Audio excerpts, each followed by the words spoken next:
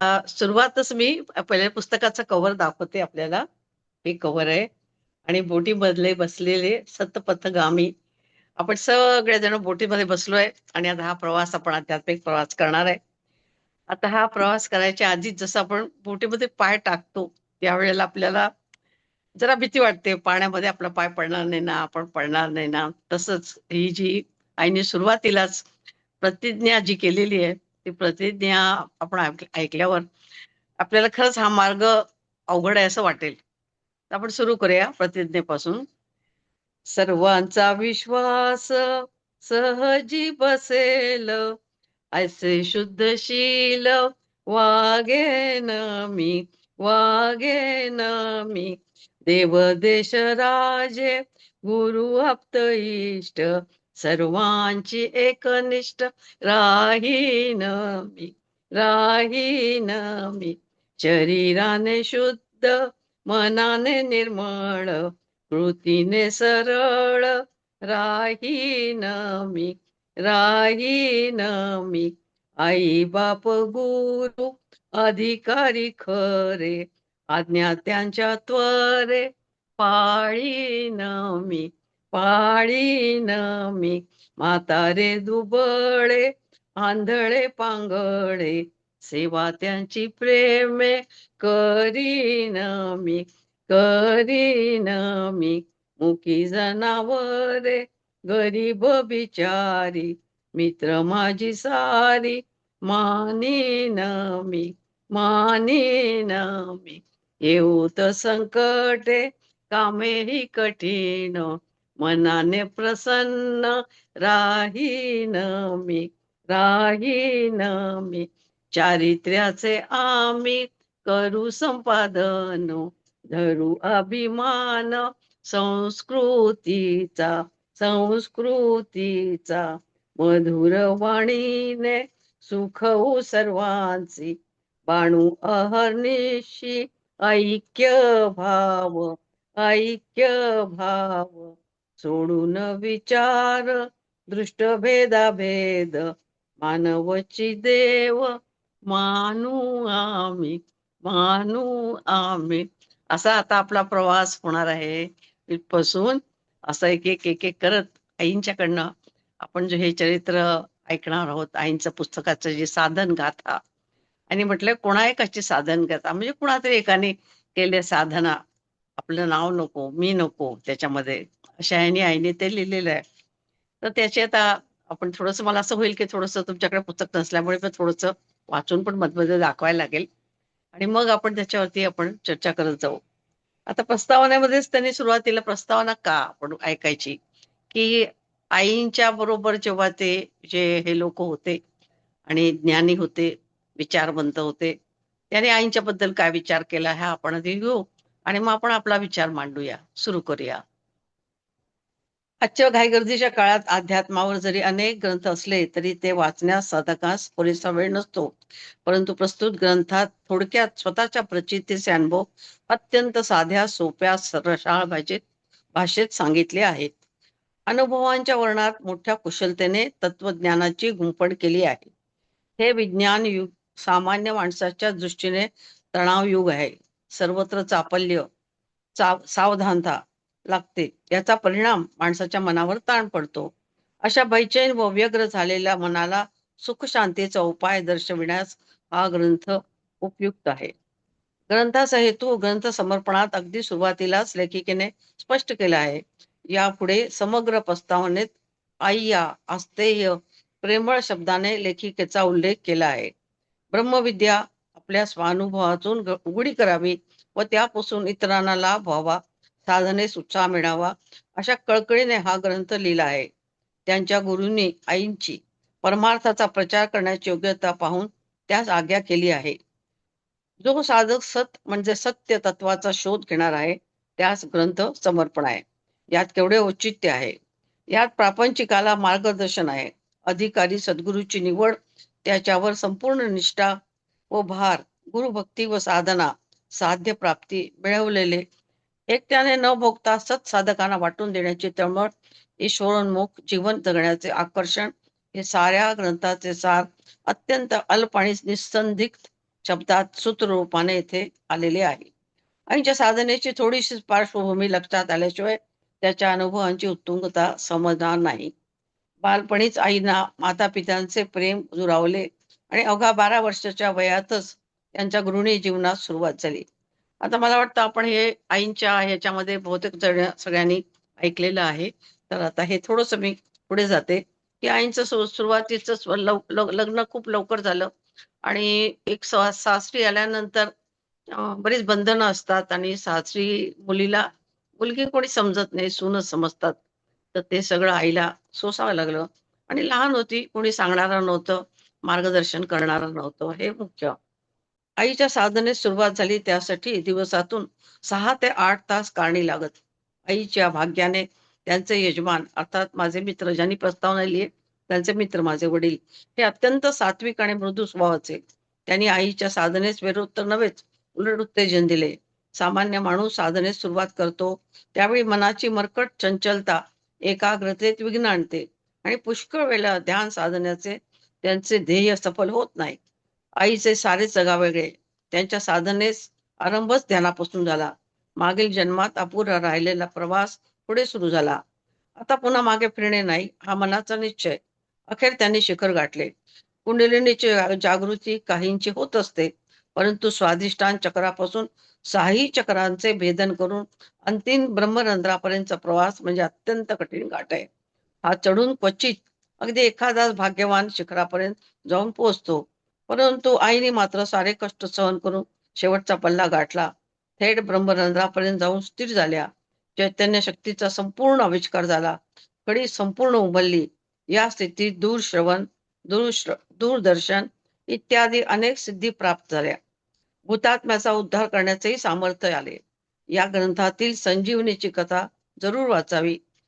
सिद्धीने तर अनेक प्रलोभने दाखवतात, परंतु जेथे मोहाचा अंधकार पूर्ण नष्ट झाला आहे, जेथे आई निसंग, शुद्ध, त्रिगुण विरहित सहज समाधीत स्थिरावल्या, तेथे त्यांचा काय पाड लागणार.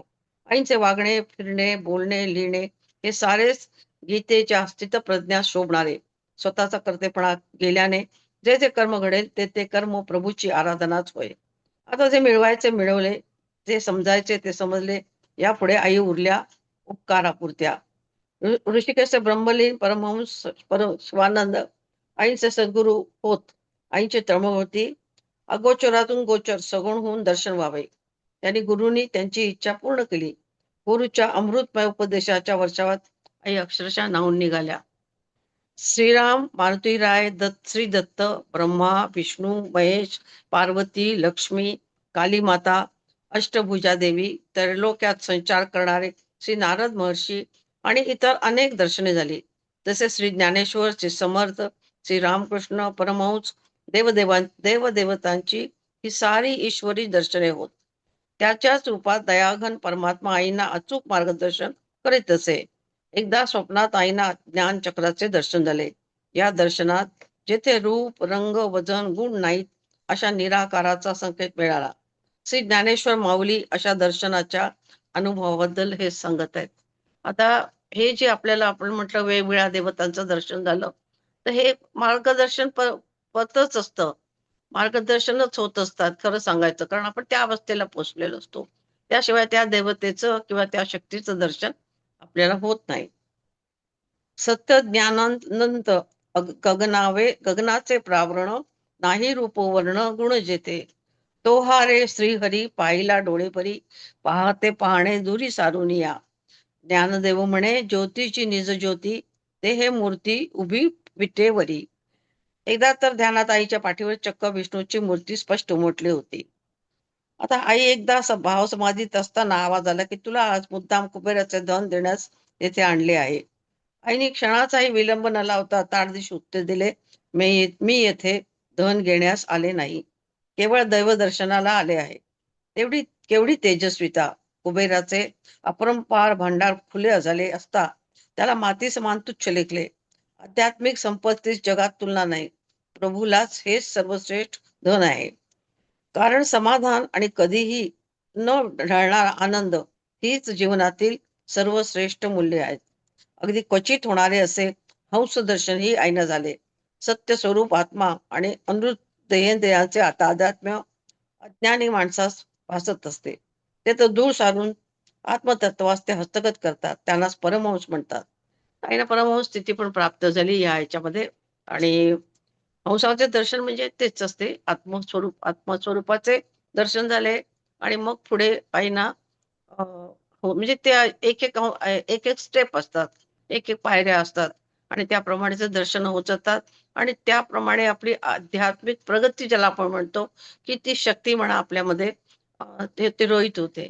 आणि त्यामुळे त्याप्रमाणे आपल्याला काय म्हणतो तसं त्याचे आनंद म्हणा, किंवा एक पास झाल्याचं आपण म्हणतो ना, आपल्या स्वतःलाच आपण सर्टिफिकेट देतो, की अरे आपण इथपर्यंत पोहोचलो म्हणून. कारण ते जे ज्ञान असतं, ते दुसरं कोणी सांगून हे होत नाही. ते स्वतःच आपल्याला समजतं. आणि स्वतःच आपल्याला हे करून घ्यायचं असतं.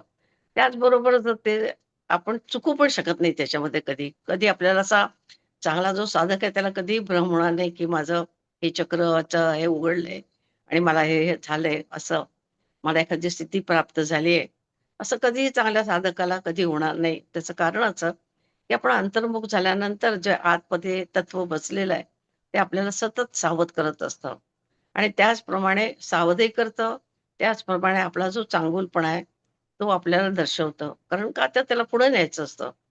तर त्यांनी सगळंच आपल्याला हे झालं तर आपण आपण थांबून जाऊ. मनुष्य रूपातच राहू. पण माझ्या मनुष्य रूपामध्ये काहीतरी दैवी आहे आणि ह्याच्यापर्यंत मी पोहोचू शकते. आणि हे पोहोचल्यावरती मला असे लाभ होतात. मी जगत असताना, मी व्यवहार करत असताना, मी हे करू शकते. हे दोन्ही मी साधू शकते. आणि आनंद, परमानंद परमेश्वराच्या चरणी गेल्यानंतर घरातली परिस्थिती काही असो, व्यवहारातली परिस्थिती काही असो, तरी पण मी शांत राहते, हे मी मिळवू शकते. हे जेव्हा माणसाला कळतं, तेव्हा तो अध्यात्माकडे आकृष्ट होतो. आणि त्याला असं वाटतं, की नाही, ह्या सगळ्या गोष्टीपेक्षा एक काहीतरी वेगळं आहे, जे शाश्वत आहे, जे संबंध नेहमी आपल्याला आनंद देणार आहे. तर ह्या ह्याच्यामध्ये असे बरेच म्हणजे प्रत्येकाचे थोडे-थोडे हे आहेत. सगळेजण वाचता मी थोडं-थोडं वाचून दाखवलं आपल्याला. आता ही एक ओंजळपट शब्द सोने म्हणून त्यांनी थोडंसं आईच्या बद्दल लिहिलंय. जैसी कमळ कलिका झालेपणे हृदयी चिया मकरंदा राखो नेणे दे राया रंका पारणे आमोदाचे. कमळकळी पूर्ण विकसित झाल्यावर आतल्या मकरंदाला, सुगंधाला स्वतः जवळ राखून ठेवू शकत नाही. आता हा जो संदर्भ आहे तो हा पुढे येणार आहे. हे काय? हे काय आहे? ही कमळकळी उरली आणि तिचा सुगंध पसरला म्हणजे काय असतं? माणसं आईकडे आकृष्ट व्हायला लागली म्हणजे काय झालं? एक्झॅक्टली. तर हे आता आपण पुस्तकाच्या पुढे-पुढे जाऊ, तेव्हा एका स्टेजला कसं हे होत गेलं हे आपण समजून घेऊया. त्याचं वर्णन आईने आकाशात पतितम तोयम मध्ये फार सुंदर केलंय. आईने म्हटलंय, की ते जो सिद्ध पुरुष आहे, तो एका कमलवनामध्ये जाऊन बसतो. त्या पुस्तकाचं जे टिपी होतं ते मीच करत होते.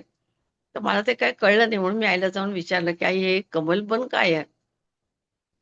तर एक असं सरोवर असतं मोठं आणि त्या सरोवरामध्ये नुसती कमळाच्या कमळच उमललेले असतात. म्हणजे हे आपल्याच हृदयाचं चित्र असतं.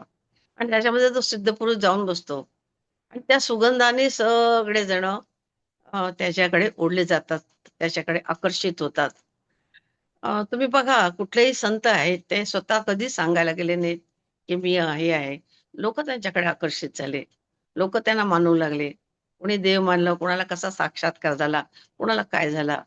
तर हे जे असतं म्हणतात तशी ती साधना झाली, की तो सुगंध पसरतो. आणि तो सुगंध सर्वसाधारण माणसाला कळत नसतं, पण तो आकर्षित होतो. अशी त्याची हे आहे. आता हे आहे, की असा या ग्रंथाच्या साधनगाथा नावातच व्यक्त झालंय. ही साधनगाथा म्हटलं याला. तीव्र साधना आणि उत्कट भावना याचा हा संगम आहे. हे पुस्तक जे आहे, तर तीव्र भावना आणि उत्कट साधना. तर साधना म्हणजे जसं आपल्या दुसरं काही नाहीच आयुष्यात माझ्या. सगळं करत असताना दुसरं माझ्या आयुष्यात काही नाही. फक्त ध्यान आणि ध्यानातून ज्ञानार्जन आणि प्रभूच्या चरणी स्थित राहणे. हेच फक्त असा ध्यास घेतलेल्या म्हणजे उमालती आई. आता असं आहे की दोन्हीकडे आपल्याला विचार करायला लागतो, की आजकाल आपल्याला असं वाटतं, की आपण ह्याच्याकडे जावं का त्याच्याकडे जावं, की हे ऐकावं का ते ऐकावं. पण बरेचदा आपण जेव्हा वेगवेगळ्या ठिकाणी ऐकतो, तेव्हा जे ज्ञानी आहेत, ते आपल्याला एकच सांगतात, की "ध्यान धर हरी का, चरण का." असं म्हणतात. म्हणजे काय, की आपण पूर्ण आपलं जे आतलं अंतर्मन आहे, ते परमेश्वराच्या चरणी लावलं, तर गुरु किंवा परमेश्वर आपल्याकडे धावत येतो. आपल्याला कोणाकडे जायची गरज पडत नाही. आता हे आईच्या बाबतीत तर अगदीच हे झालं, कारण आई आम्ही दिल्लीला राहत होतो. मुलं-बाळं, संसार. आई काय ऋषिकेशला सारख्या जाऊ शकत नव्हत्या. जाऊन राहू शकत नव्हत्या, कारण आम्ही मुली-मुली. आई सहसा आम्ही मुली घरामध्ये असल्या कारणाने आई किंवा वडील कोणीतरी घरामध्ये नेहमी असायचं. कोणी असं आम्हाला सोडून गावाला जायचे नाहीत. पण म्हणजे सगळं तिथं सिक्युअर होतं, असं नाही, गव्हर्नमेंट कॉलनी होती. पण तरी पण एक आपल्या मुलांना सोडून दोघांपैकी कोणतरी एक नेहमी असं राहायचं. असं दोघंही निघून जायचं नाहीत कधी असे गावाला वगैरे. तर आई ते हे करायची. तर त्यामुळे ते जाणं आणखीनच म्हणजे अवघड होतं. आर्थिक स्थितीपणामुळे पण अवघड होतं. तर या ह्याच्यामध्ये आईना घरी बसून सगळं मार्गदर्शन झालं. म्हणजे आईना जो मंत्र दिला गेला, तो सुद्धा ध्यानात दिला गेला, की जेव्हा आई तिथे गेल्या गुरूंच्याकडे, एक एक दीक्षा द्या मला. तर गुरु म्हणाले, "तुला तर मंत्र मिळालाय. तुला निर्विकल्प समाधी तुझी लागते. तू माझ्याकडे कशाला आलीस?" तेव्हा आई म्हणाल्या, की लौकिक अर्थ तरी असं मी सांगू शकत नाही, की ध्यानात मला अमुक्याने दिला म्हणून. त्यामुळे मला लौकिक अर्थासाठी तुमचं मला हे हवं, दीक्षा हवी. मला दीक्षा द्या. पण त्याप्रमाणे स्वामी शिवानंद सरस्वती ऋषिकेशचे, तर त्यांनी आईना दीक्षित केलं.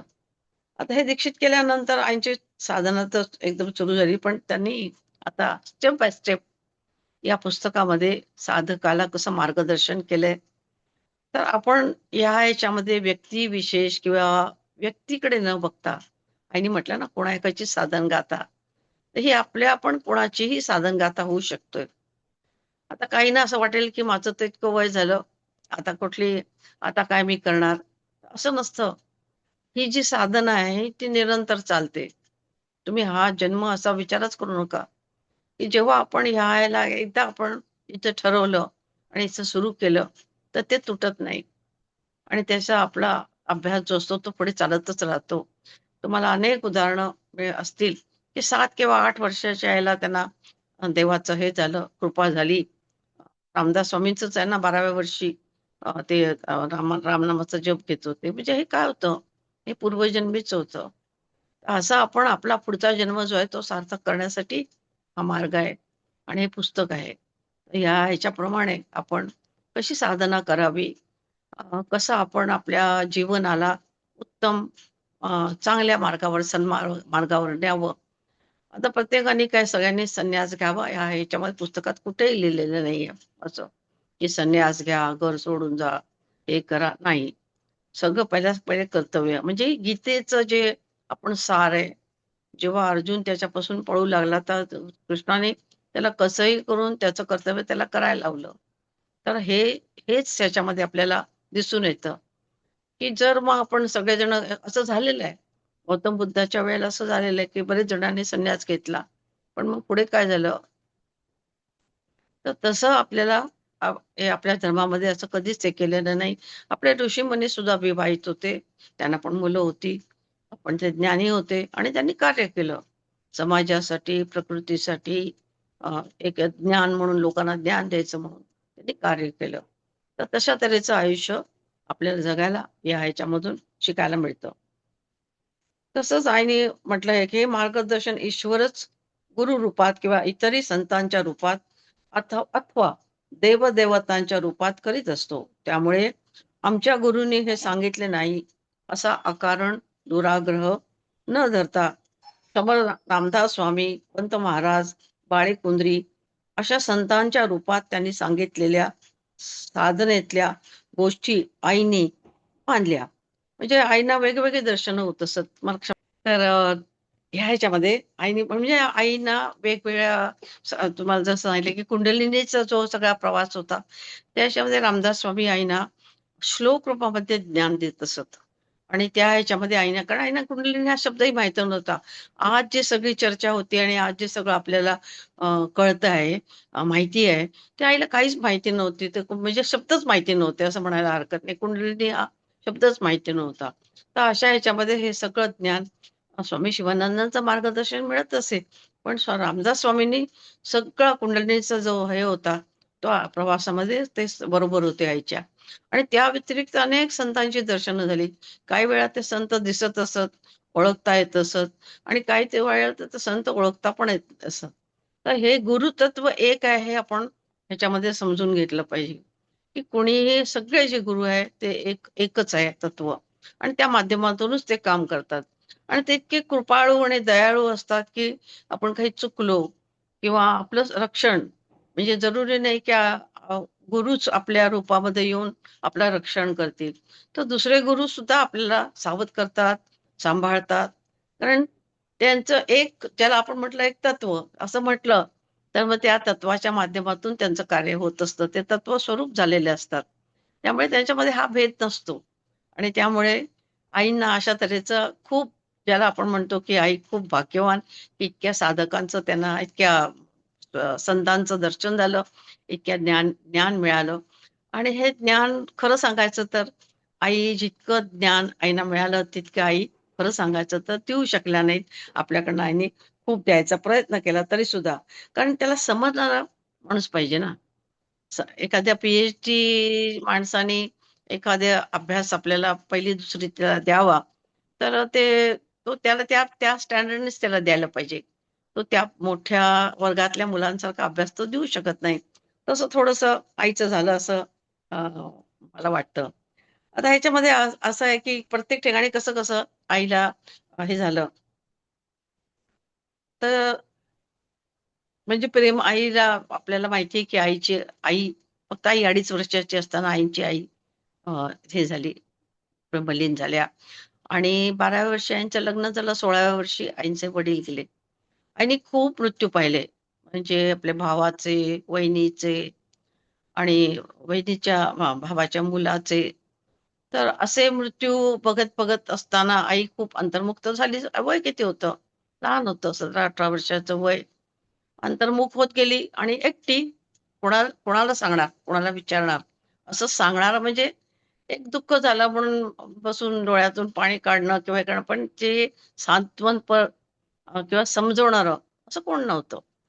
मग अंतर्मुखच मग देवाचीच कात धरली आणि देवाचंच हे केलं आणि देवालाच सांगितलं.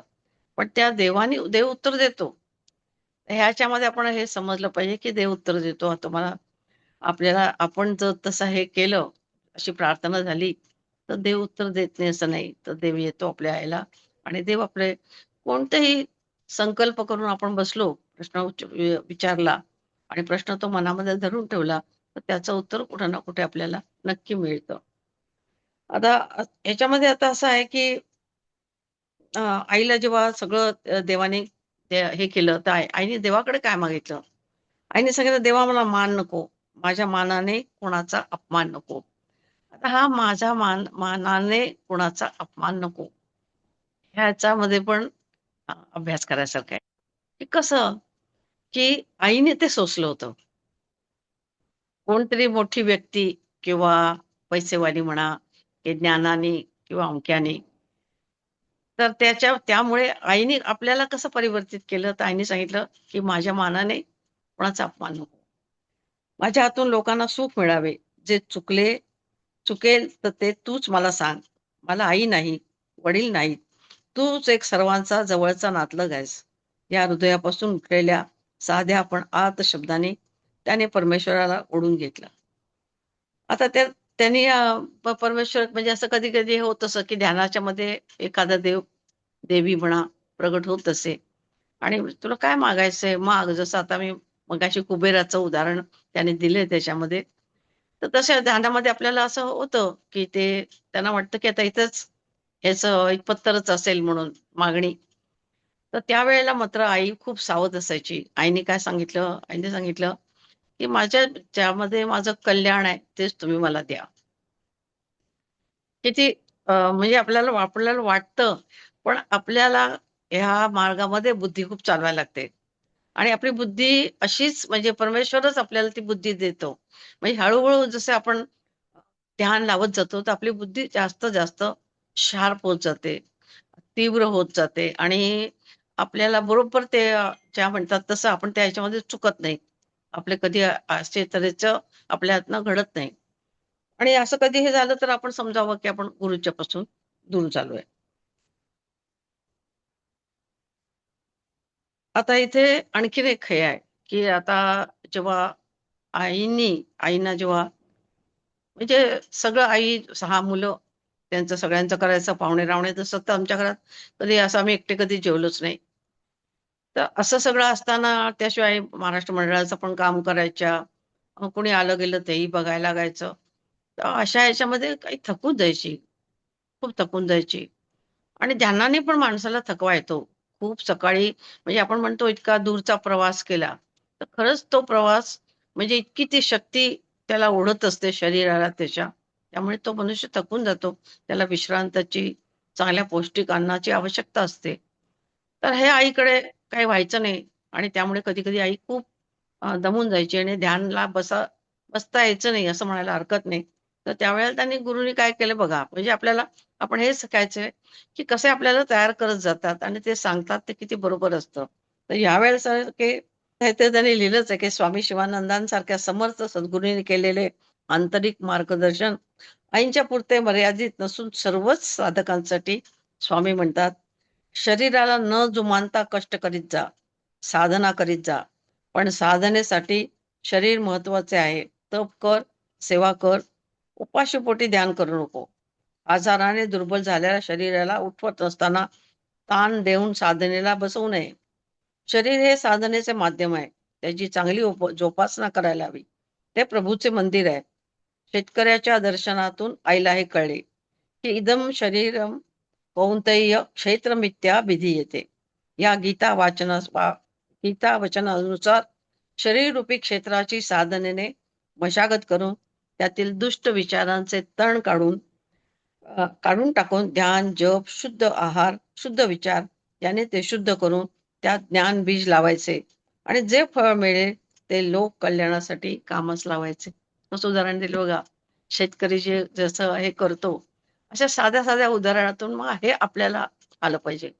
आपण अंतर्मुखता म्हणतो ना, तर जेव्हा आपण बाहेर समाजामध्ये वावरत असतो, तर अशी कुठलीतरी गोष्ट आपल्याला स्ट्राईक झाली पाहिजे. आपल्याला कळलं पाहिजे, की ह्याचा हा संबंध ह्याच्याशी आहे. हे याच्यामधून हे सांगितलं जातंय. निसर्ग आपल्याला हे सांगतोय. असं आपल्याला कळलं पाहिजे.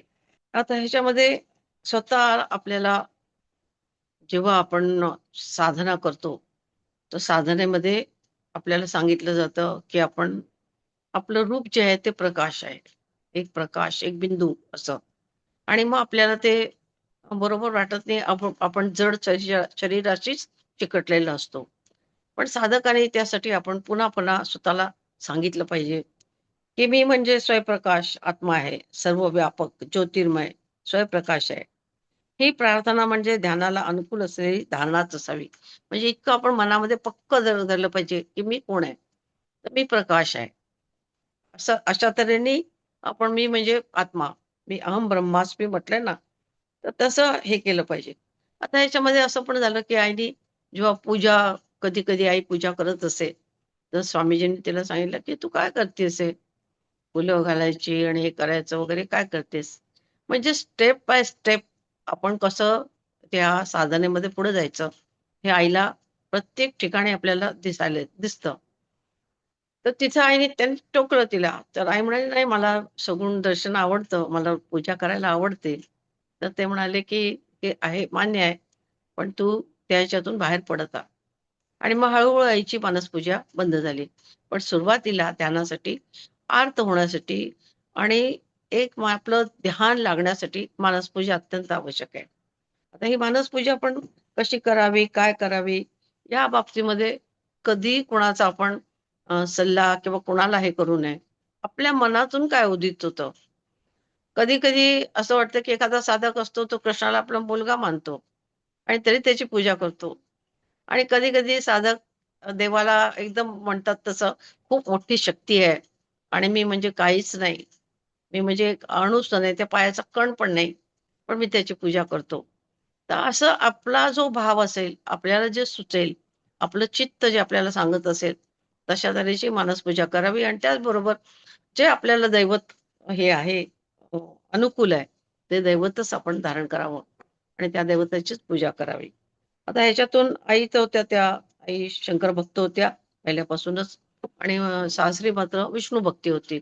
त्यामुळे हरिहर, आई विष्णू सहस्रनामाचं पण आमच्याकडे खूप महत्त्व आहे आणि ह्याच्याच बरोबर शिवशंकराचं पण उपासना बरोबरच होते. आता थोडासा अ, आईनी लिहिलेला जो 5वं जेव्हा आवृत्ती हे झाली, ते थोडीशी मी त्यातले हे करते. बाकीच्यांची प्रस्तावना आणि मग ते 4थ्या आवृत्ती 5व्या न करता आणि मग आपण पुन्हा मूळ पुस्तकाला सुरुवात करूया. 5व्या आवृत्तीच्या निमित्ताने सुवर्ण प्रभातीचा तो जीवनातला अपूर्व आनंदाचा दिवस, जणू कपिला षष्टीचा दिवसच जणू. दिल्लीहून ऋषिकेशला जाणे झाले. कुठे? माझ्या घरी, माझ्या माहेरी. तो उत्तुंग अटलसा उभा हिमालय, त्याच पर्वतावरून वाहत आलेली ती गंगामाता. जणू हिमपित्याच्या चरणाला स्पर्शवंदन करून सासरी सागराकडे धाव घेणारी हिमकन्या. तो पवित्र मंगलमय स्वामी शिवानंद आश्रम. प्रभूच्या नामस्मरणाचे प्रतिसाद सर्व दूर त्या गंगेच्या वाहत्या प्रवाहात तरंगावर निनादत होते. गंगेच्या आर आणि पार साधू संत भक्त त्यात तल्लीन होऊन डुलत होते. आज माझ्या माहेरची वाट जणू युगायुगाने मला सापडली होती. हीच ती चुकलेली भक्तीची, मुक्तीची वाट किती कालांतराने मला लाभली. माझा सत्य स्वरूपाला नेऊन पोचवणारे माझे परम गुरुदेव स्वामी शिवानंद यांचे भव्य दिव्य दर्शनाने आत्म्यावरचे आवरण दूर झाले. सापाने काट टाकली. मी नवा जन्म घेतला. पुण्याहून बदली होऊन आम्ही दिल्लीला गेलो, ते जणू याच कारणासाठी. आता ऋषिकेशहून परतलो, ती जुनी वस्त्रे तिथे फेकूनच. शुद्ध साधन गाथेचा नवा अध्याय सुरू झाला. आता नवीन अभ्यास, पण बिगारीचीही ओळख नाही. कुठले बरी ही नवी शाळा? त्याचे दार कुठे आहे? आता दार दिसले, पण केवढे मोठे कुलूप त्या दाराला आणि किल्ली मग जवळ नाही. मन उदास झाले, भकास झाले, निराश झाले. इतक्यात उंच्यापुऱ्या दिव्य अशा एका पुरुषाने येऊन किल्ली फिरवली आणि हातात शिवानंद योगत्रयी हे दिव्य पुस्तक दिले गेले. ते वाचता वाचता ज्ञान संपदेशी भूक तहान वाढत गेली. स्थूल दिशेकडे धावणारे मन आणि पाऊस सूक्ष्माकडे वळले. साधनेची सुरुवात वायू वेगाने सुरू झाली. पुन्हा एकाची साधन गाथाची 5वी आवृत्ती निघत आहे. न भूतो न भविष्यती. गुरुकृपेचा मधुर रस या क्षणापर्यंत मी चाकत आहे. तो शब्दरस, त्याला मधुर रस म्हणू की काय म्हणू? महान गुरुदेवाने प्राशन करण्यास दिले तो शब्द, शब्द ब्रह्मरसच आहे. तो सेवन करून मी अंतर्बाह्य तृप्त झाले. हे माझ्या प्रेमी बांधवांनो, आपणही यात सचेल स्नान करा. चाखा, खा, रवंथ करा, पचवा, तृप्त व्हा, सर्वांना वाटा. चाखीला हा रस वाटिते अनेका, पुरे म्हणू नका भक्तगण. माझे गुरुदेव कृपावंत दयावंत दाता, त्यांचे चरणी मी अखंड नमिला माथा. ते असं याचं हे आहे की आईने आपल्याला सुरुवातीलाच हेच सांगितलंय की आपण आपली भक्ती अध्यात्म तर करावंच करावं, पण हे आपोआप होत जातं की आपण दुसऱ्यासाठी जगू लागतो आणि दुसऱ्यासाठी जगणं हाच खरा आनंद आहे. आता ह्याच्यामध्ये याचं सुरुवातीचंच आहे सोनेरी प्रभात, म्हणजे पहिल्याच वेळेला आईला जेव्हा हे झालं दर्शन, अ, ज्या वेळेला आम्ही ऋषिकेशला गेलेलो होतो. पहिल्या वेळेला गेलो तेव्हा स्वामीजींनी आईना आई स्वामीजींची पद्धत अशी होती, की लहान मुलांना सुकामेवा देत असत प्रसाद म्हणून आणि मोठ्या माणसांना पुस्तकं वाटत असत. स्वामीजींचं ज्ञान अ, वाटण्याचं हे खूप होतं. त्यांना त्याच्यावरती खूप भर होता. आणि त्यामुळे त्यांनी स्वतः खूप पुस्तकं, बरीच पुस्तकं लिहिलीत. मला आता त्याची गणना माहिती नाहीये. पण स्वामीजींची पुस्तकं, अनेक पुस्तकं त्यांनी लिहिली. स्वतःची ऑटोग्राफी त्यांची इतकीच सिम्प्लिसिटीने लिहिली आहे त्यांनी, की आश्चर्य वाटतं, की एवढा मोठा माणूस इतके साधेपणाने आपलं हे लिहितो. तर स्वतःचं चरित्र पण त्यांनी लिहिलेलं आहे आणि त्याशिवाय अनेक पुस्तकं वेगवेगळ्या ह्याच्यावरती ग्रंथावरती त्यांनी भाष्य केलंय आणि ती पुस्तक सगळी छापत असत आणि ती स्वतः तिथं कारखाना आहे, तिथं प्रिंटिंग प्रेस आहे ऋषिकेशला. त्याच्यासाठी त्यांनी तो प्रिंटिंग प्रेस उभा केला आपल्या पुस्तकांचं वाटप वाटप व्हावं म्हणून. तर असं ते पुस्तकाचं हे केलं. तर त्या आई सुरुवातीलाच आई जेव्हा मी ऋषिकेशला गेलो आणि निघालो, तर आईला त्यांनी योगत्रयी, शिवानंद योगत्रयी हे पुस्तक दिलं. आम्ही ज्यावेळी निघालो, 7-8 दिवस राहिलो होतो तिथे आणि जेव्हा निघालो, तर आता हे म्हटलंय, "बेटा हे पुस्तक वाच." 1956च्या मे महिन्यात दिल्लीहून आम्ही सर्व ऋषिकेशला 15 दिवस राहावयास म्हणून गेलो होतो. परत येताना श्री स्वामींनी मला एक पुस्तक दिले आणि 2-3दा बजावून सांगितले, "बेटा तू हे पुस्तक जरूर वाच." त्या पुस्तकाची भाषा मला कळत नसल्याने त्यावेळी ते पुस्तक वाचताना मला कंटाळा येई. म्हणून मी ते पुस्तक थोडे-थोडे वाचत असे. कंटाळा आला की ठेवून देत असे. एक दिवस ते पुस्तक मागील पानापासून म्हणजे चक्क उलटीकडून वाचण्यास प्रारंभ केल्यावर त्या पानावर ध्यानाची संपूर्ण माहिती मिळाली आणि मनात ध्यान करण्याची प्रेरणा निर्माण झाली. दिवसा वेळ मिळत नसल्याने रात्री 9 नंतर ध्यानास बसू लागले. ध्यानाला बसण्यास सुरुवात करून 15 दिवस झाले असतील. एक दिवस असा अनुभव आला, की अंदाजे 1.5 फूट लांबीचे एक बोट दिसले. कानावर शब्द आले, "विश्व एक आहे, ब्रह्म एक आहे." दाट झाडी दिसली. त्यातून फक्त एक हात व हातात कमंडलू दिसला. त्यातील पाणी माझ्या अंगावर शिंपडले गेले. या सर्व प्रकाराने मी अतिशय घाबरले. त्या ध्यान मार्गातील बद्दल मला तशी काहीच माहिती नव्हती. मध्यंतरी भीतीमुळे ध्यान बंद केले. कारण मी पुस्तक वाचून साधनेला सुरुवात केली. मार्गदर्शन कोणाचेच नव्हते. तर असं आईना अ, सुरुवातीला म्हणतात तसं, की मी जसं म्हटलं, की आजूबाजूला ध्यान लावणारं कोणीच नव्हतं. पण कसं एक मनुष्य निवडलं जातं आणि कसा तो थेंब त्याच्या ह्याच्यामध्ये पडतो, बिंदू. तर हेही म्हणजे आपल्याला शेवटी आपल्याला मानायला असं, की ही अचाट कुठली जी शक्ती आहे, ती कार्य करते. कारण आम्ही आजूबाजूला आम्ही 4 महाराष्ट्रीयन ब्राह्मण म्हणजे 4 महाराष्ट्रीयन हे मंडळी, परिवार तिथे आम्ही राहत होतो दिल्लीला. आणि 4ही जणांचे प्रत्येकाचे नेचर वेगवेगळे होते. कोणाचं काय, कोणाचं काय, कोणाचं काय. पण कोणी ध्यान मार्ग किंवा हे करणारं कोणीच नव्हतं. त्यातल्या त्यात एक जण कोणीतरी म्हणजे पोथ्या वगैरे वाचणारं, पारायण करणारं असं एक जण होते. बाकी कोणाला ध्यानाची ही माहितीच नव्हता. आणि आई महाराष्ट्र मंडळाला जात होती, तिथेही कुणाला ध्यानाची माहिती नव्हती. आणि आईनी कसं ध्यान सुरू केलं. तर हे आपल्याला मानावंच लागतं, की काहीतरी पूर्वजन्मीचं आहे. आणि त्याचबरोबर जेव्हा आपण अशा मोठ्या व्यक्तीच्या बद्दल येतो, तर आपण अंतर्मुख आपला पण विचार केला पाहिजे, की आपण ह्या मार्गात कसे आलो? म्हणजेच आपलं पण काहीतरी पूर्वजन्मीचं पुण्य आहे. म्हणून आपल्याला हे ऐकायला गोड वाटतंय. म्हणून आपल्याला ऐकायला चांगलं वाटतंय. म्हणून आपल्याला ह्या मार्गाबद्दल ओढ आहे आणि ही ओढ आपल्याला पुढे नेणार. ही ओढ अशी मध्ये हे होणार नाही, कधी तुटणार नाही. कारण अ, ही ओढच अशी आहे, की एखादी गोष्टीचे खाण्यासारखं किंवा कुठल्या स्थूल गोष्टीसारखी नाहीये.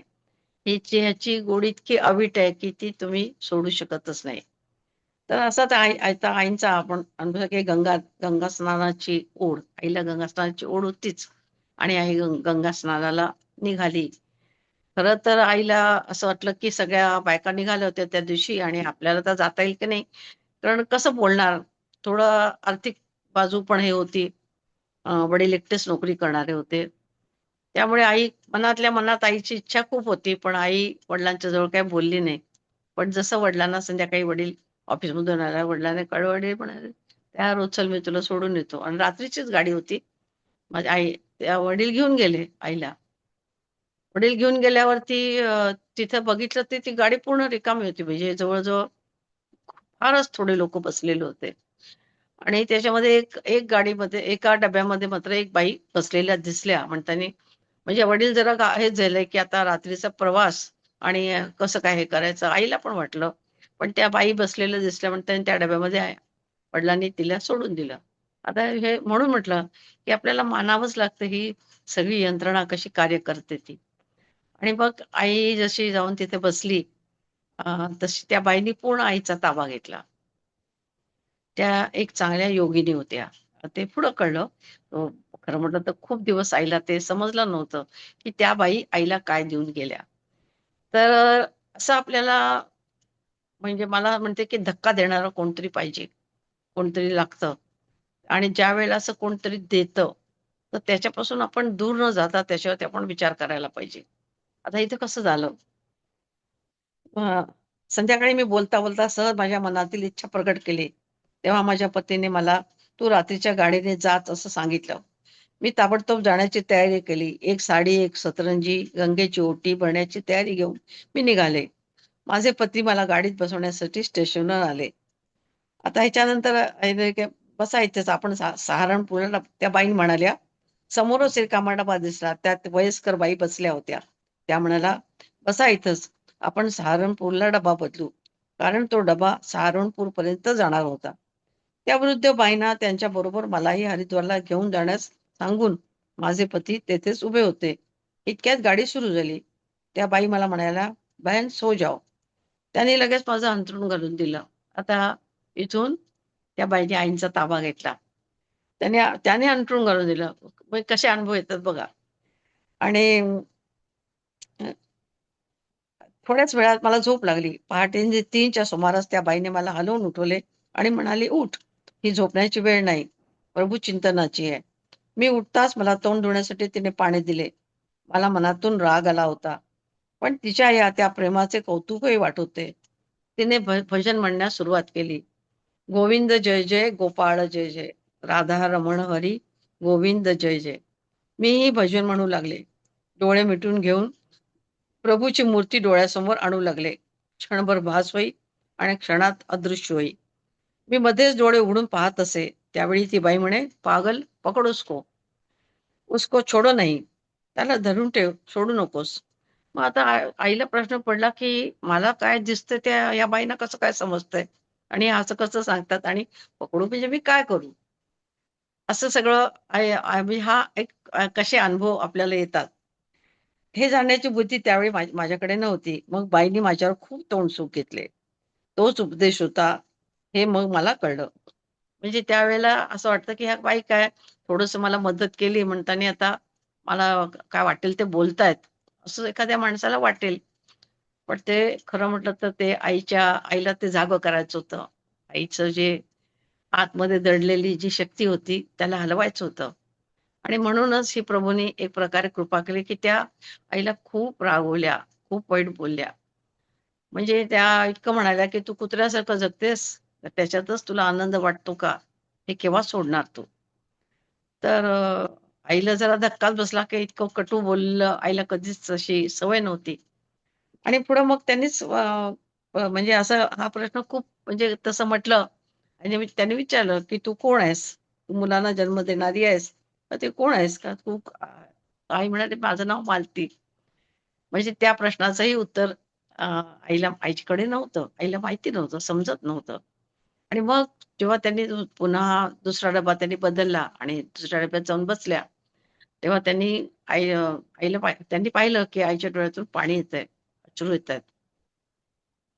तर हे सांगताना माझं हृदय भरून येतं. त्याचं कारण त्याने आपला पदर पसरला आणि आईला सांगितलं, की "तुझे जे हे अश्रू आहेत, हे असे वाहून द्यायचे नाहीयेत. हे फक्त परमेश्वरासाठी वाहू देत. कोणासाठी रडू नकोस. कोणासाठी रडायसाठी हे तुझे अश्रू नाहीयेत. हे फार किमती आहेत."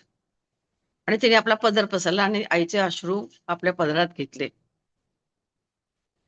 हे झाल्यानंतर तिने एक प्रकारे हा आशीर्वाद दिला का आईच्या आतमध्ये हे केलं. पण त्यानंतर खरंच आई माझे वडील गेले तेव्हा सुद्धा आई माझी रडली नव्हती. म्हणजे दुःख झालं नाही असं नाही. तिला सगळं समजत होतं. सगळा प्रवास समजत होता. तोपर्यंत आई पूर्ण ज्ञानी झालेली होती.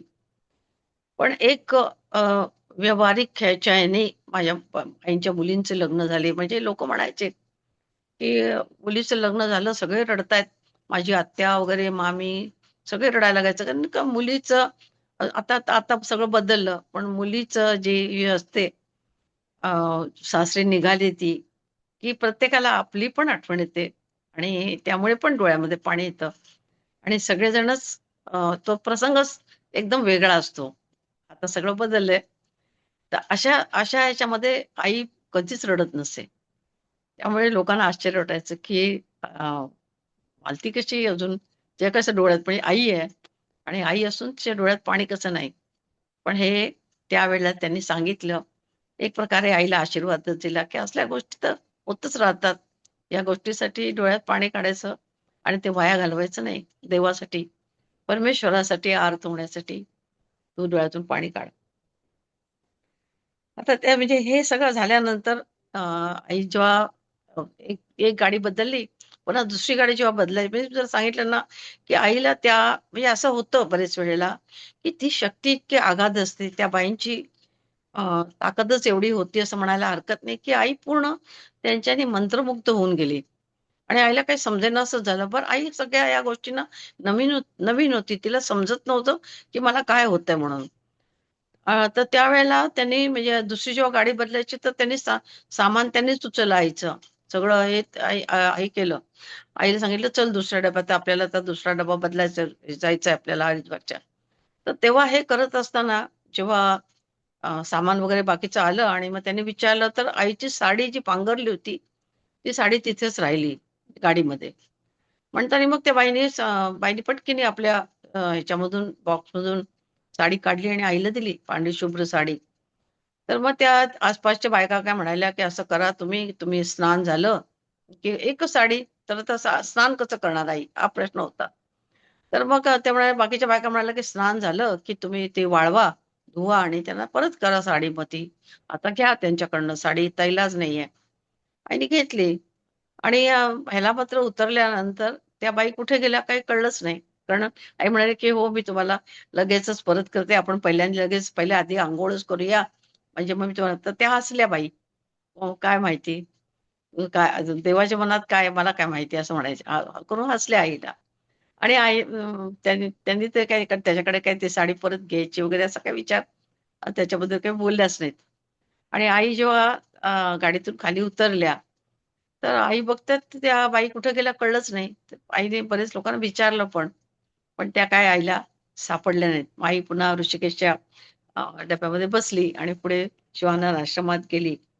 तर ह्या योगिनी जे होता ना, हे असं आपल्याला आपल्या आयुष्यामध्ये असं घडतं, की कोणतरी एक धक्का देणारं असतं. एक तर आपल्याला कारण होतं, की आपल्याच आयुष्यामध्ये अत्यंत वाईट एखादी घटना घडते आणि आपण प्रभूकडे वळतो. आपण स्वतःला विचारायला लागतो, असं माझ्या बाबतीत का झालं? असं स्वतःला विचारतो. आणि मग जर आपण एक तर त्रागा करतो, नाहीतर दुसरं म्हणजे आपण ज्ञान मार्गाच्याकडे आपल्याला जर कोणी चांगलं ज्ञान देणार असेल, तर आपल्याला समजतं, की हे काहीतरी आपलं चुकलेलं आहे. मग आता ह्या आयुष्यात मला चुकायचं नाही, तर मी काय करू? असं असा आपला मार्ग आपण मार्ग धरतो. आता ह्याच्यामध्ये आईचं पूर्ण संसारामध्ये होती. देवाकडे आईचं खूप म्हणजे ह्याच्या कल होता आणि ओढ होती. हे जरी सगळं असलं, तरी कोणतरी ते नाव ढकलायला ती जी दोरी होती नावेला बांधलेली, ते कोणतरी पाहिजे होतं. ते काम योगिनींनी केलं. योगिनी ज्या होत्या त्या अत्यंत कठोर आईशी बोलल्या. परंतु त्या कठोर बोलण्याने आईचे जसं काही डोळेच उघडले आणि आईला आपला मार्ग दिसला, की हे काय चाललंय? हे तर आहेच. हे माझं जीवन आहे. ह्या गोष्टींनी बांधलेलं आहे. पण त्या व्यतिरिक्त जो माझा आतला मी आहे, त्याला कुठे न्यायचंय? अशा तऱ्हेने आईचं हे झालं. आता इथून आई जी ऋषिकेशला जाऊन आली, तिथे आईने स्नान केलं आणि स्नान केल्यानंतर आईने त्यांची साडी नेसली आणि आईला इतकं ते म्हणजे असं होऊन जातं, की आपण जसं म्हणतो ना, की एक नशा होऊन जातो एक प्रकारचा, की आई अशा हे होऊन गेल्या, की आई तिथेच उन्हामध्येच ध्यानाला बसल्या आणि तिथं ध्यानाला बसल्यावर गंगेकाठी ध्यानाला बसल्यावर आईनं असं झालं, की "अरे, ही कोणतरी योगिनी आहे." आईला जसं काय, की जन्मोजन्मी मी असं हे करत आलेली आहे, तपश्चर्या करत आली आहे. असं यायला काहीतरी भास झाला आणि आईचं ध्यान लागलं तिथे. आई बऱ्याच वेळ ध्यानाला तिथे बसल्या आणि तिथून आल्यानंतर मात्र आयुष्यामध्ये आमूलाग्र फरक झाला, बदल झाला. आईने स्वतः म्हटलेलं आहे तसं, की म्हणजे ध्यानाची गोडी लागत होती. पण थोडंसं मागे-पुढे होत होतं, की बरोबर आहे का चूक आहे? बरोबर आहे का चूक आहे? ते पूर्ण गेलं. ते योगिनीच्या सांगण्यामुळे पूर्ण गेलं आणि ध्यानाला प्रारंभ झाला. आता ह्याच्यानंतर जसं जसं आई हे करत ध्यान करत असे, रोज करत असे, न चुकता. ध्यान मात्र कधीच चुकवलं नाही. तर आई आता ह्याच्यात काही आईने पुन्हा देवाला खूप आर्त होऊन आई प्रार्थना करत असे आणि माझं काही चुकायला नको. जर चुकलं तर तू मला सांग. दुसरं कोणीच सांगणार नाहीये मला. म्हणजे आईला कोणी मोठं नव्हतं ह्याची उणीव तर होतीच. पण त्याचबरोबर या बाबतीमध्ये कोण तिला सांगणार होतं? परमेश्वरच सांगणार होता, गुरुच सांगणार होते. तर आई प्रार्थना करायची, की मला मार्ग दाखवा आणि अत्यंत आर्ततेने ती प्रार्थना होत असे. ही प्रार्थना झाल्यावरती गुरु सांगत असत, "बेटा तुम घबराओ मत. बेटा तू घाबरू नकोस. तुझा भाग्योदय जवळ आला आहे." असा भाग्योदय म्हणजे सूर्याप्रमाणे आहे. ज्याप्रमाणे सूर्य उगवल्यावर अंधकाराचा नाश होऊन सर्व स्पष्ट दिसतं, तसे तुला तुझ्या साधनेचे फळ लवकरच मिळेल. तुझा भाव शुद्ध आहे.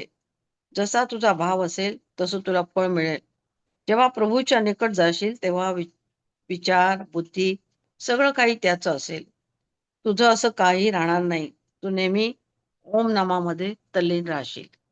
हा त्यांनी एक प्रकारे आशीर्वाद दिला आणि आईला त्यांनी एक प्रकारे अ, हे दिलं, काय म्हणतात त्याला, उत्साह, प्रेरणा दिली, की "तू करतेस ते बरोबर करतेस आणि हा मार्ग तू निवडलास, तो योग्य आहे आणि तुला त्याच्यातून जे तुझे हे आहे, तुला माहिती पण नाहीये, असं काहीतरी त्याच्यातून उत्तम मिळणार आहे." आता ह्याच्यावरती झालं, की दर्शने सतत आहे ना, या ह्याच्यामध्ये मार्गामध्ये दर्शनं लगेच होऊ लागली. आता मी जसं सांगितलं, की आईंचं पूर्वजन्मीचं होतं. प्रत्येकाला दर्शन लगेच होईल असं नाही. पण एक असं आहे, की आपण जर त्या अत्यंत एकाग्रतेच्या पॉइंटला जर आपण आलो, तर आपल्याला काही ना काहीतरी मार्गदर्शक दिसतं. अगदी काही नाही तरी प्रकाश दिसतो. अगदी काही नाही तरी कुठलंतरी दृश्य दिसतं, ज्याच्यामधून आपल्याला काही सांगण्याचा प्रयत्न केलेला असतो. तर असं आपली साधनेची जी तीव्रता आहे, ती आपण वाढवली पाहिजे. आता ह्याच्यामध्ये कसं होतं, की आपल्या तीव्रता कशी वाढते? एक तर मनुष्य अत्यंत दुःखात असला, तर वाढते.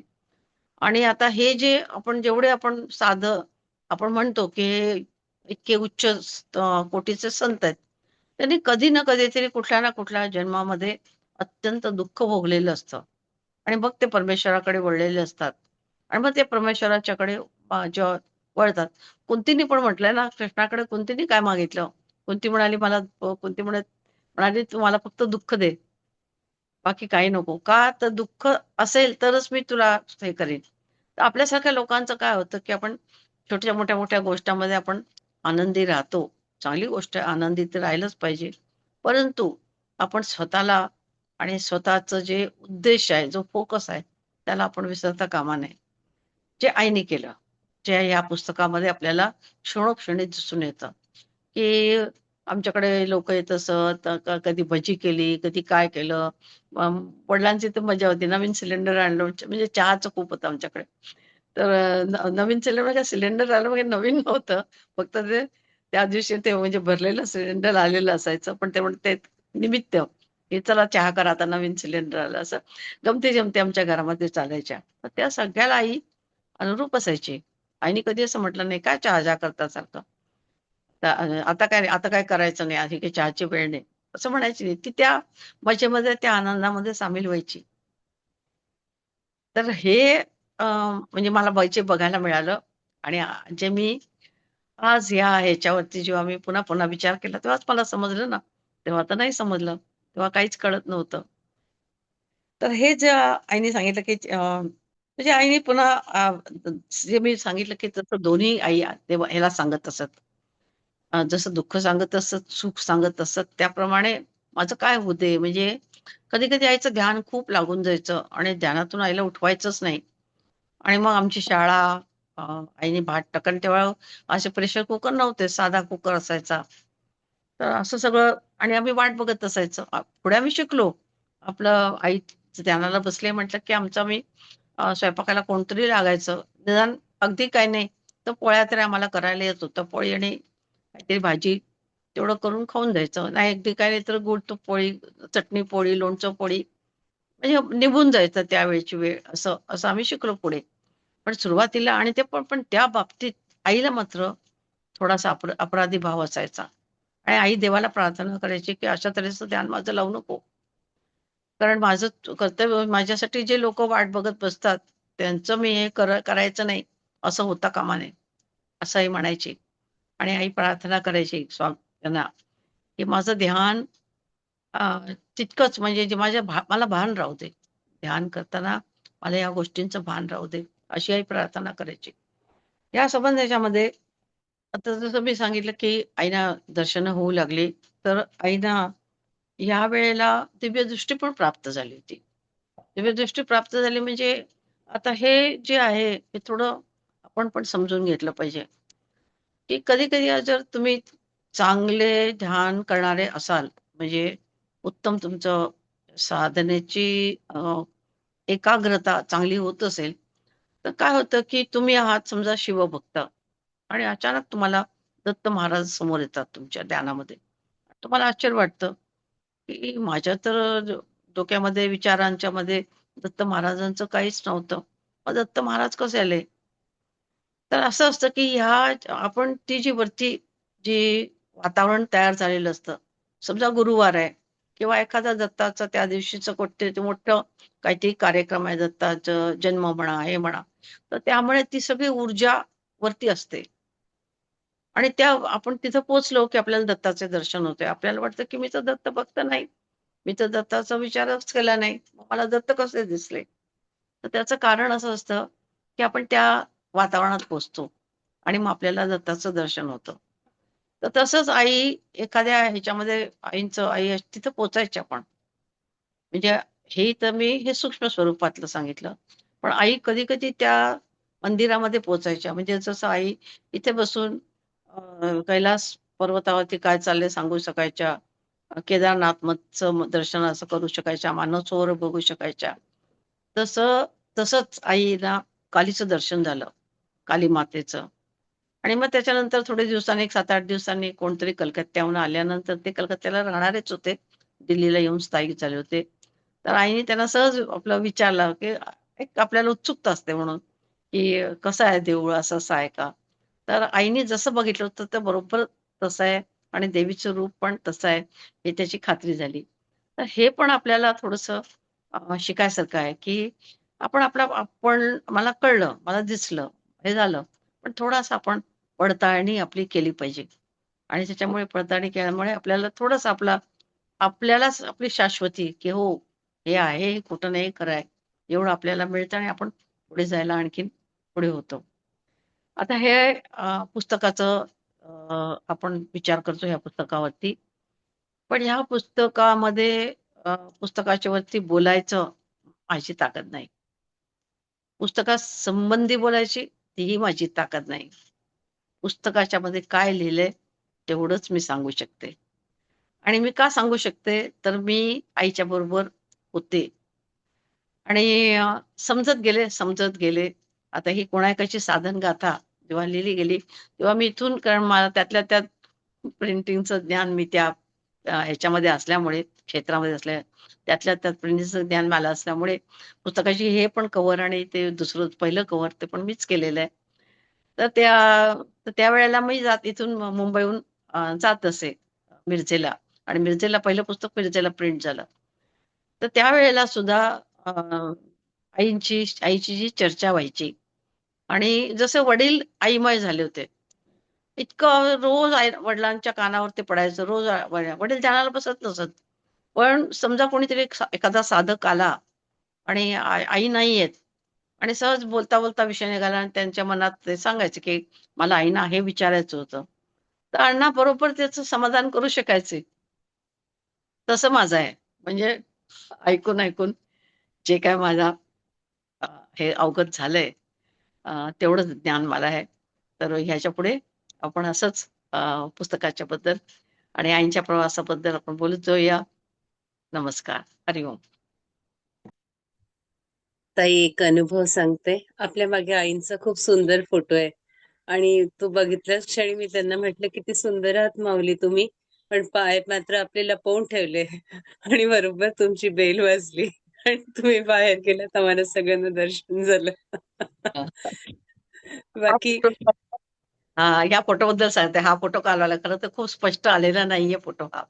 पण ह्या फोटोचं असं आहे, की आमच्या घरातच इकडं आम्ही सुलीसवाडीला राहत होतो. तेव्हा बरेच जण आईच्याकडे दीक्षेसाठी आले होते. तर आईने दीक्षा दिली सगळ्यांना आणि अशी आई, मी दीक्षा दिलीये, असं एक भाव असतो ना, की मी दीक्षा ह्याच्यापुढे तुम्ही ते डोळ्यामध्ये तो भाव आहे, की आता मी देऊन चुकले. आणि म्हणून मला तो फोटो आवडतो म्हणून मी तो मोठा करून लावलेला आहे. हे तो इथं ते हे होतं मी फोटोशॉपवरती नारळ वगैरे सगळं पसरलेलं होतं पायाची. ते बरचसं मी हे करून टाकलं आणि हा फोटो मग मोठा केला. तर भाव तो आहे, की तुम्हाला दिलं, आता तुम्ही काय करता ते बघा, असं आहे.